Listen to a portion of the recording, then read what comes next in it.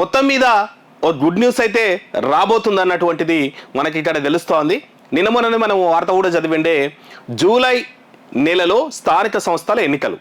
గతంలో అనుకోనిండే ఎండాకాలంలోన స్థానిక సంస్థల ఎన్నికలు జరుగుతాయి, సర్పంచుల ఎన్నికలు జరుగుతాయని చెప్పేసి, కానీ జరగలేదు. మొత్తం మీద అయితే ఆ ఫైల్కి అయితే మూమెంట్ అయితే కనిపిస్తుంది అన్నటువంటి మాట అయితే వినిపిస్తోంది. జూలై ఈ ఫస్ట్ వీక్లోనో లేదంటే సెకండ్ వీక్లోనో థర్డ్ వీక్లోనో మొత్తం మీద అయితే జూలై నెలలో స్థానిక సంస్థల ఎన్నికలు జరుగుతాయని ఇక అఫీషియల్ ఇన్ఫర్మేషన్ బయటికి రాలేదు, కానీ కీలక సమాచారం అయితే కీలక సోర్సెస్ నుంచి సమాచారం అయితే బయటకు వస్తుంది అన్నటువంటిది అయితే తెలుస్తోంది. అందులో భాగంగానే ఇక ముఖ్యమంత్రి గారైతే ఇక అధికారులకు ఆదేశాలు అయితే జారీ చేసిండ్రంట. ఏంటి అంటే బీసీలకి 42% రిజర్వేషన్ ఇవ్వాలన్నటువంటి ఆ ఫైల్ని ముందుకు కదపండి, స్థానిక సంస్థల ఎన్నికల్లో మనం 42% రిజర్వేషన్ ఇస్తున్నామని చెప్పేసి. ఎందుకంటే కాంగ్రెస్ పార్టీ ఎన్నికల మేనిఫెస్టోలో చెప్పిండే, కామారెడ్డి డిక్లరేషన్ బీసీ డిక్లరేషన్లో కూడా వాళ్ళు చెప్పినటువంటి మాట ఏంటంటే 42% ఇస్తాం మేము అన్నటువంటి మాట. అయితే మనకి ఇక్కడ కొన్ని టెక్నికల్ ఇష్యూస్ ఉన్నటువంటి మాట అయితే ఉంది. ఎందుకంటే సుప్రీంకోర్టు 333 ప్రకారము 50% ఎప్పుడు కూడా దాటొద్దు రిజర్వేషన్స్, కానీ తెలంగాణలో బీసీ రిజర్వేషన్ కోసం కులగన్న కూడా చేసినటువంటి నేపథ్యం ఉంది. అయితే అందులో కొన్ని ఇష్యూస్ అయితే జరిగినాయి.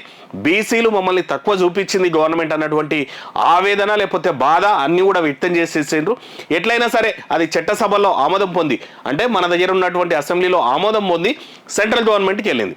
ఇప్పుడు సెంట్రల్ గవర్నమెంట్ కోర్టులో అయితే ఆ బాల్ ఉంది, బీసీలకి 42% రిజర్వేషన్ ఇవ్వాలన్నా ఇవ్వద్దా అనేటువంటిది. మరి పార్లమెంట్లో దానికి బిల్లు పాస్ అవుతుందా, మొత్తం ప్రెసిడెంట్ కూడా ఆమోద ముద్ర ఇస్తారా, ఇవన్నీ కూడా పెండింగ్లో ఉన్నాయి.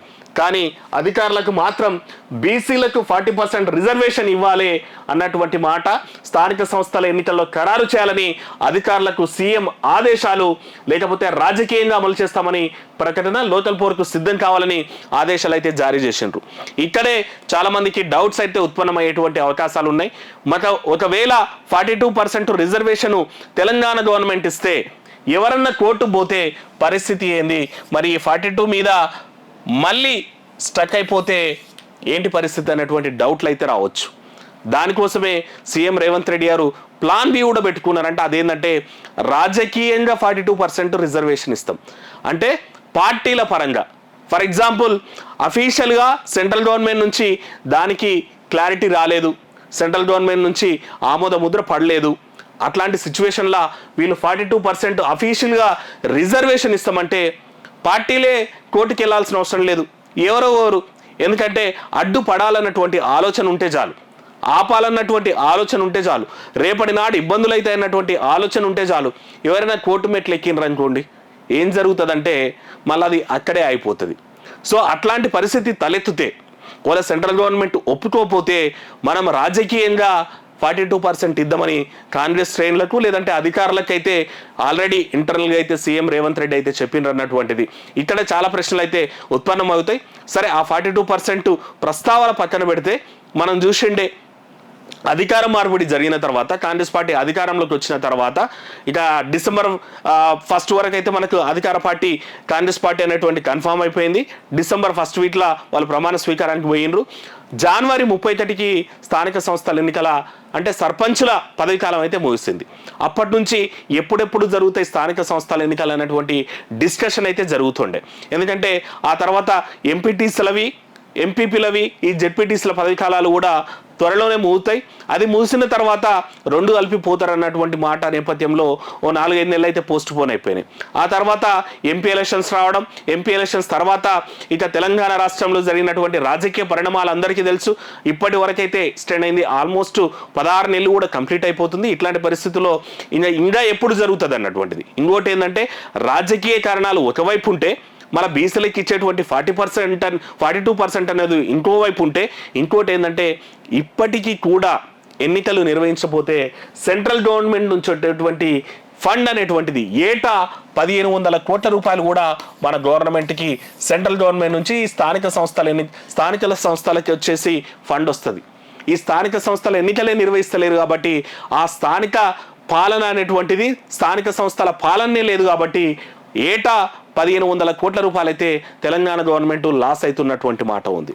ఇంకా ఇప్పటికీ మనం చూస్తున్నాం చాలా చోట్ల ఇంకా పాలన అటువంటిది స్తంభించబోయింది, కుంటుపడ్డది. ఇంకా ఎవరు లేరు. ఆ పాపం ఆ విలేజెస్లో ఉండేటువంటి విలేజ్ సెక్రటరీ ఏం చేస్తారు, వాళ్ళు గవర్నమెంట్ ఎంప్లాయీస్, వాళ్ళు జేబుల నుంచి పెట్టి అంటే చిన్న చిన్న ఇష్యూస్ వల్ల ఓ లైట్ పోయినా సరే లేదంటే ఏదైనా ఇష్యూ ఉన్నా సరే అప్పటి వరకు ఏదో మేనేజ్ చేస్తున్నారు అన్నటువంటిది. చివరికి అదేమవుతుందంటే గవర్నమెంట్ మీదనే వ్యతిరేకత విమర్శల పాలవుతుంది. ఎందుకంటే పాపం ఆ సెక్రటరీలకు వచ్చేటువంటి జీతాలు ఎంత, మళ్ళీ ఆ జీతాల నుంచి వీళ్ళు ఖర్చు పెట్టాలంటే ఖర్చు పెట్టలేరు. ఆ బిల్లు పెడితే ఎప్పుడు వస్తుందో తెలియదు. అట్లాంటి పరిస్థితుల్లో ఊళ్ళల్లో ఇంటి పర్మిషన్ ఇస్తే 8,000 రూపాయలు తీసుకుంటున్నారు అన్నటువంటి ఓ మాట విమర్శ కూడా వస్తుంది. అంటే ఇది ఏమవుతుంది, డైరెక్ట్గా గవర్నమెంట్ మీదనే పడుతుంది. సరే ఎట్లనో అట్లనో ఇప్పటి వరకు తోసుకుంటూ వచ్చిండ్రు, స్పెషల్ ఆఫీసర్లో లేకపోతే విలేజ్ సెక్రటరీలో లేకపోతే ఇంకేదో రకంగా తోసుకొచ్చిండ్రు. కానీ రాబోయేది వానకాలం. ఇది ఇట్లే జరిగితే గ్రామ పాలన లేకపోతే, సర్పంచులు లేకపోతే, వార్డు మెంబర్లు లేకపోతే రేపు రాబోయే వానకాలంలోనే ఇది పెద్ద ఆల్రెడీ మనం చూస్తున్నాం. ఈసారి నైరుతి ఋతుపవనాలు ముందరొస్తున్నాయన్నటువంటిది, ఈ కంటిన్యూ 3 రోజులు కూడా భారీ వర్షాలు ఉన్నాయన్నటువంటిది, ఈసారి సాధారణం కంటే ఎక్కువ వర్షాలు ఉన్నాయన్నటువంటిది. ఇట్లాంటి పరిస్థితుల్లో మరి సర్పంచులు వార్డు మెంబర్లు లేకపోతే ఆ మురుగు నీరు నిలుస్తానో లేకపోతే ఇంత బ్లీచింగ్ పౌడర్ జల్లనింకనో వాటర్ల జల్లనింకనో ఆ మురుగు ఆ పెంటల దగ్గర ఇంత పౌడర్ జల్లనింకనో దోమలు నిలవకుండా లేదనుకుంటే కరెంట్ ఇష్యూస్ వస్తేనో ప్రతిసారి అయితే ఆఫీసర్ దగ్గరికి పోరు కదా. అదే ఓట్లతోటి గెలిచినటువంటి సర్పంచో వార్డు మెంబరో ఉంటే ఇక ఓట్లు వేసిన వాళ్ళు ఆయన ఇంటికి పోతున్నా ఆయన భయపడినా సరే, అరే ఓట్లు వేసి నన్ను గెలిపించిందన్న భయంతో అయినా సరే అంతో ఇంతో పని చేయనికే ఉంటుంది. సో రెండవది ఎమ్మెల్యే దగ్గరికి వెళ్ళో, స్థానిక ఎమ్మెల్యే దగ్గరికో లేకపోతే స్థానిక మినిస్టర్ దగ్గరికి వెళ్ళి ఆ విలేజ్ సెక్రటరీ అంత గట్టిగా మాట్లాడే పరిస్థితులు ఉండవు. సార్ పలానా ఊర్లో ఇష్యూ ఉంది మీరు రిజాల్వ్ చేయాలని. అదే సర్పంచ్ అయితే ఏం చేస్తాడు, ఆయన పార్టీ అధికార పార్టీ అయినా సరే ప్రతిపక్ష పార్టీ అయినా సరే ఎమ్మెల్యే దగ్గరికి వెళ్ళి సార్ పలానా పరిస్థితులు మా దగ్గర ప్లీ పెట్టేటువంటి అవకాశం కూడా ఉంటుంది. కాబట్టి వానకాలం స్టార్ట్ అయ్యే లోపటే అంటే భారీ వర్షాలు స్టార్ట్ అయ్యే లోపటే స్థానిక సంస్థల ఎన్నికలు జరిగితే రాబోయే కాలం అయితే ఇబ్బందులు లేకుండా ఉంటుంది. ఇదే జరిగితే మాత్రం లేదు ఇట్లే జరుగుతుంటే మాత్రం ఇంకా అపఖ్యాతి, అవమానాల పాలు, విమర్శలు ఇవన్నీ కూడా ఎదుర్కోవాల్సి వస్తుంది కాంగ్రెస్ పార్టీ. ఇట్లాంటి పరిస్థితుల్లోనే కంపల్సరీ జూలై నెలలో ఇక స్థానిక సంస్థల ఎన్నికలకు పోతున్నారు. దానికి సంబంధించినటువంటి పనులు సంసిద్ధం చేయండి, రికార్డులు సిద్ధం చేయండి, ఓటర్లను ఫైనలైజ్ చేయండి. చివరికి ఇప్పుడు 42% తోటి రిజర్వేషన్లు కూడా కన్ఫర్మ్ చేయండి అన్నటువంటి మాట సీఎం రేవంత్ రెడ్డి అధికారులకైతే ఆదేశాలు జారీ చేసిందంట. మరి టెక్నికల్ ఇష్యూ వల్ల సెంట్రల్ గవర్నమెంట్ నుంచి ఆమోద ముద్ర రాకపోతే మాత్రం దాన్ని ఏం చేయాలంటే కాంగ్రెస్ పార్టీ 42% ఇస్తుంది. ఈ ప్రెషర్ అనేటువంటిది మిగిలిన పార్టీల మీద కూడా పెట్టొచ్చు అన్నటువంటి ఆలోచన ఉందంట. అయితే ఒకవేళ కాంగ్రెస్ పార్టీ 42% బీసీ నినాదంతో పోతే కొన్ని చోట్ల ఆ పార్టీకి ఇబ్బందులు అయితే తప్పపోవచ్చు. కాకపోతే బీసీలకు ఇచ్చిన మాటనైతే కట్టుబడి మేము ఈ 42% ఇచ్చినాము, ఆ 42% మొత్తం అన్ని ప్లేసెస్లో 42% ప్లేసెస్లో మా బీసీలని అంటే బీసీ సామాజిక వర్గం నుంచే ఇక అభ్యర్థుల్ని నిలబెట్టడం అనేటువంటి క్లెయిమ్ చేసుకునేటువంటి అవకాశం ఉంటుంది. మరి చూద్దాం అన్నిటికీ రాజకీయ పార్టీలు దీనికి మద్దతు తెలుపుతారా లేదంటే సెంట్రల్ గవర్నమెంట్ నుంచే ఆమోద ముద్ర వస్తుందా. వీళ్ళు ఇంకో ఆశాభావం కూడా వ్యక్తం చేస్తున్నారు ఏంటంటే 15 రోజుల్లోనూ 1 మంత్లోనూ ఈ మొత్తం మీద అయితే క్లారిటీ వచ్చే అవకాశం ఉంది. సెంట్రల్ గవర్నమెంట్ కూడా పాజిటివ్ రెస్పాండ్ అవుతుంది. ఎందుకంటే వాళ్ళు కూడా కులజనంకి కాల్ చేసిండ్రు. మరి ఈ కులజన ఇప్పుడు స్టార్ట్ అయినా సరే ఆల్మోస్ట్ 1 year, 1.5 year, 2 years ఆ రిపోర్ట్ వచ్చేసి బయటికి పబ్లిష్ అవడానికి 2 ఏళ్ళ టైం పడుతుంది. ఆల్రెడీ మనం 16 నెలలు పోయింది, ఇంకో 2 ఏళ్ళు ఆయన అంటే ఆల్మోస్ట్ 3.5 ఏళ్ళు 4 ఏళ్ళు పోతుంది. చివరిగా ఎలక్షన్స్ ఇంకొక 6 నెలల ముందరనే చూసుకున్నట్టయితే అంటే కాంగ్రెస్ గవర్నమెంట్కి ఇంకా 6 నెలలే వెలుగుతుంది. ఈ 3.5 ఏళ్ళు ఇక గ్రామ పాలన లేకపోతే స్థానిక పాలన లేకుండా నడపడమైనటువంటిది అంత సాధ్యమైనటువంటిది కాదు.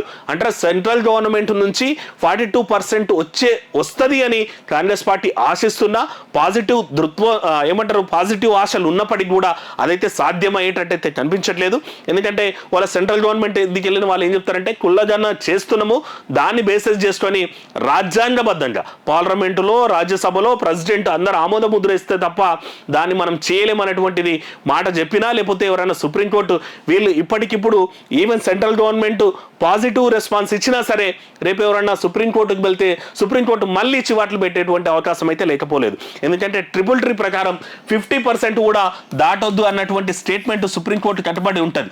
ఎందుకంటే పార్లమెంట్ దాన్ని బిల్ పాస్ చేసినో, రాజ్యసభలో బిల్ పాస్ అయ్యో, ప్రెసిడెంట్ ఆమోద ముద్రేస్తేనేమో 42% క్లియర్ అయ్యేటువంటి ఛాన్స్ ఉంటుంది. అంటే మనకున్న ఈ 2 నెలల్లో ఇదంతా జరిగే ప్రాసెస్ అయితే కనిపించట్లేదు. అట్లాంటి పరిస్థితుల్లో మరి సెంట్రల్ గవర్నమెంట్ ఎట్లాంటి పాజిటివ్ నోట్ ఇస్తుంది, లేదనుకుంటే స్టేట్ గవర్నమెంట్ ఎట్లా 42% అమలు చేస్తుంది అనేటువంటిది అయితే వేచి చేయాలి.